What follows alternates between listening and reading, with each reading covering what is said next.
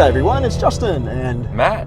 two dads again from Australia, and we're coming to you today in a 2022 Jeep Compass Trailhawk SUV.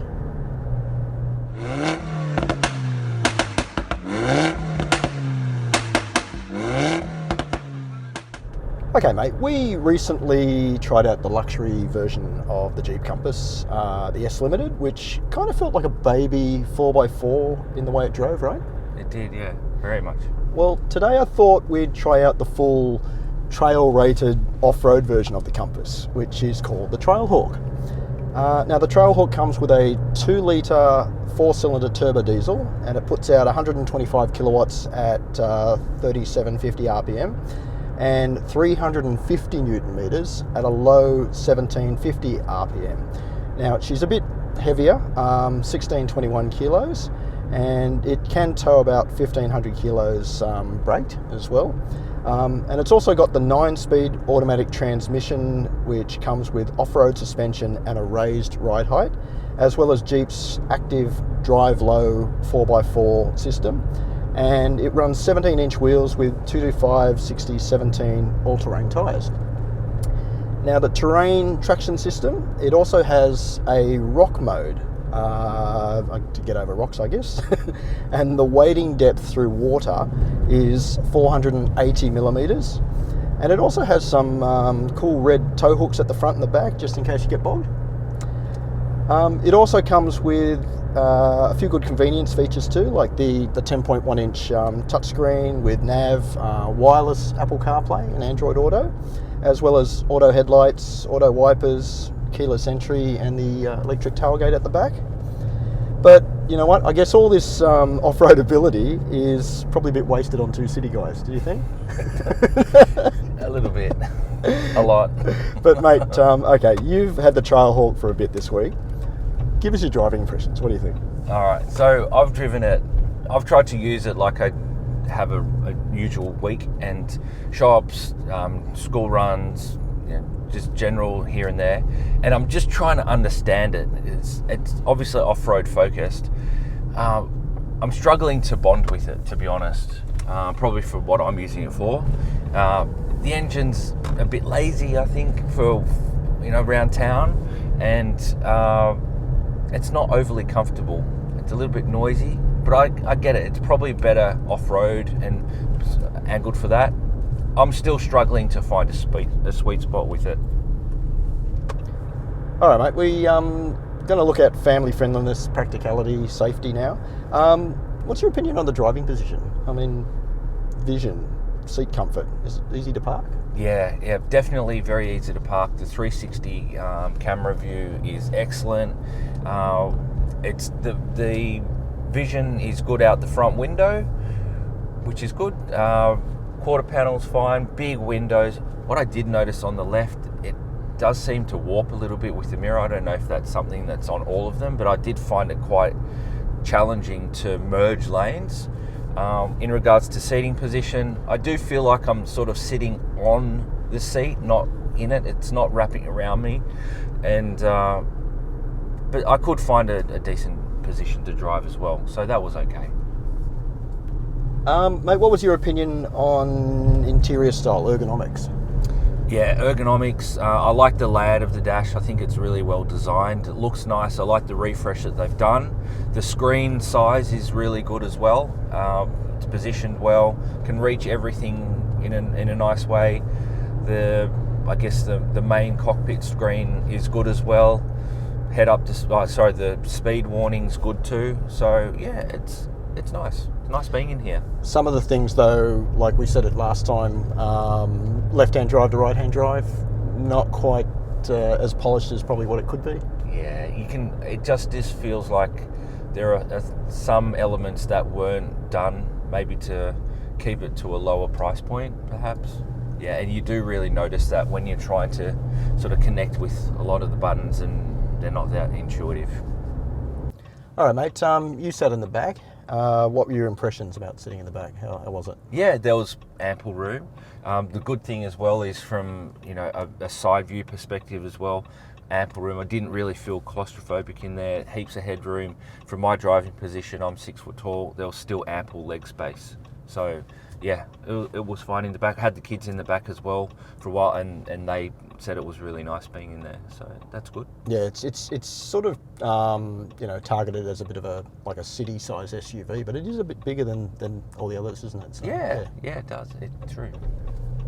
Just in terms of the kids in the back, mate, I think it's pretty good set up in the back, isn't it? It's got vents, USBs. Anything special that you noticed? Yeah, well, actually, the kids found it. It's got a 240 volt plug in there. So we were saying, we could, go for a drive and bring the blender with us and make smoothies, or get the hairdresser out, or the hairdryer out, and obviously not me, clearly not for me, but the kids, perhaps the kids.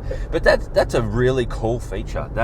And it's different, but I can see it being practical if you're going to take it off road and you need some convenient 240 volt power. Okay, mate. How's the boot? How did you find the boot? Yeah, I used it to load up the shopping and a few things. Very easy to load goods in there. The size is not overly large, but it's not an overly large vehicle. So I thought it was ample. It was wide enough for what I needed. Yeah, it was fine. Yeah, the seats have a 60-40 split, and they do fold flat, which is good. And mate, I think they've thought about this too. It also comes with a reversible cargo mat, which is like rubber as well. So if you're taking wet gear and stuff like that, same as the floor mats, they're rubber as well. So yeah, that's pretty good. Yeah, definitely good. Yeah. Okay, mate. In terms of safety, I think the Compass comes with what you'd normally expect a 2022 car to come with safety. It's got forward collision warning with pedestrian emergency braking, blind spot monitoring with rear cross traffic detection as well. Active lane management, which is I guess like the keeping you in your lane there, but I found it was a bit sensitive. Yeah. I tried to turn it off as soon as I could. Okay. I did find it a little bit too intrusive. All right, value for money, mate. Now, the Compass was released in Australia in 2017. It had a bit of a refresh in mid-2021. And as we mentioned, the Trailhawk is the one that we're in today, and it's the top of the range version. The list price of this car, $52,650, which I think is a bit pricey. Now the Trailhawk also can come with what they call a premium package, which I think comes with an Alpine sound system, ventilated, heated seats, heated steering wheel, a sunroof as well. I think that's around about $3,000. That puts the price up even further. Yeah. So, opinion on the build quality, trim quality? What do you think? Look, it seems to be good as it stands. This is a fairly new car. My question is, how will it hold up over time? So I did notice a couple of the external trims were sort of starting to separate from where they probably originally were coming out of the factory. So I'd say there's probably some other options in this range that might have a higher quality standard. But at the moment it seems to be pretty good. Just in terms of warranty and things like that, the car comes with a 5-year, 100,000k warranty, not unlimited. So I think we spoke about that last time. That's probably, it's not up there with the rest of the competitors as well as they are. Servicing, it's every 12 months or 20,000 Ks in the diesel. And you do need to make sure that the AdBlue is topped up in the diesel as well to keep the emissions down on it. Servicing costs, $399 a service on the diesel. But I was just thinking, if you use this for what it's designed to do and you go off road and everything like that, and you're gonna punish it, I suppose, then maybe that's not too bad. Yeah. I don't know. But if you're just using it as an everyday sort of family taxi, it's pricey. Okay, mate, XFactor. Now, XFactor is, how we look at a car. Are you going to look back at it when you park it, or are you going to look at your reflection when you're driving past or anything like that? Do you reckon it's got XFactor? Not for me. No? No, not for me. I mean, I see where it's going with the four drive angles, the red tow hooks. They're actually really cool. That's probably my favourite design feature on this car, the tow hooks there. Yeah, Really and cool. It's got a bit of red on the bonnet and stuff like that too. So yeah, it's got that. It's got that X factor for that purpose. I get it, they've nailed that.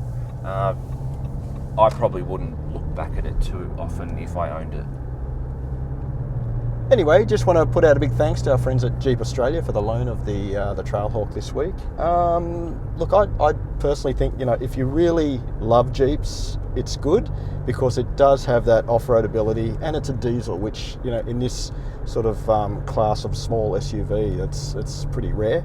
But I'd probably have to say, and you probably agree with me, the value equation, you know, you can get, you know, bigger sort of, you know, things like, you know, a Isuzu MU-X or something like that for around about the same price. So you're going to have to really love to have a Jeep. I mean, even in their own range, there's the Cherokee Trailhawk, which is the model above this. You know, that's only around about $1,000 more. So. Yeah, value for money for what we typically would use our cars for. I think there are some other spec options in the range, like the S Limited. Yep. That I see more value in, but then that off-road feature is definitely good to have, and I understand that it is exceptionally capable in that environment. Anyway, just want to put out another thanks to everybody for watching us, liking, subscribing, and plenty more to come. Looking forward to it. We'll see you later. Thanks, guys. Bye.